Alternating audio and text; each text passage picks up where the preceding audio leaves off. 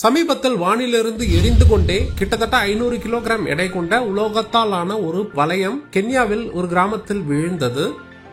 இது ஏதோ ஒரு நாடு ஏவிய ராக்கெட்டின் ஒரு பாகம் என்பதை அந்த நாட்டு விஞ்ஞானிகள் கண்டுபிடித்தனர்.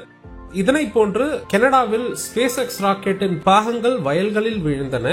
சென்ற வருடம் புளோரிடாவில் ஒருவர் வீட்டில் சர்வதேச விண்வெளி நிலையத்திலிருந்து ஒரு சிறிய பாகம் விழுந்து அவரது வீட்டில் ஒரு துளையை ஏற்படுத்தி தளத்திற்கே சென்றது.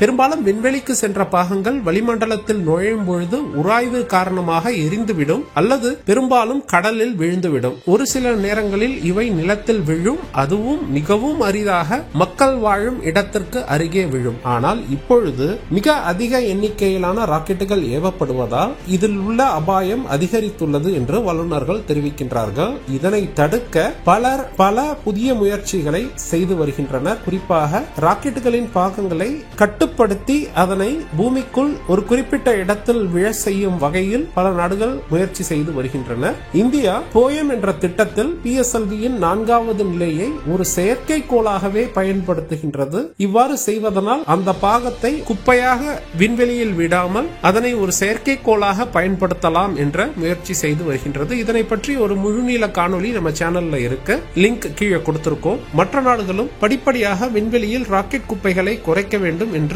ரீயூசபிள் ராக்கெட் என்று மீண்டும் மீண்டும் பயன்படுத்தும் ராக்கெட்டுகளை உருவாக்க முயற்சி செய்கின்றார்கள். உலகிற்கு இது ஒரு மிகப்பெரிய சவால் தான். ஏனெனில் மக்கள் நெருக்கம் அதிகமுள்ள பகுதிகளில் இந்த பாகங்கள் விழுந்தால் மிகப்பெரிய சேதத்தை அவை ஏற்படுத்தும். நம்மை சுற்றி இருக்கும் அறிவியலை நீங்கள் அறிந்து கொள்ள வேண்டுமா? அப்படி என்றால் இந்த சேனலை சப்ஸ்கிரைப் செய்து கொள்ளுங்கள்.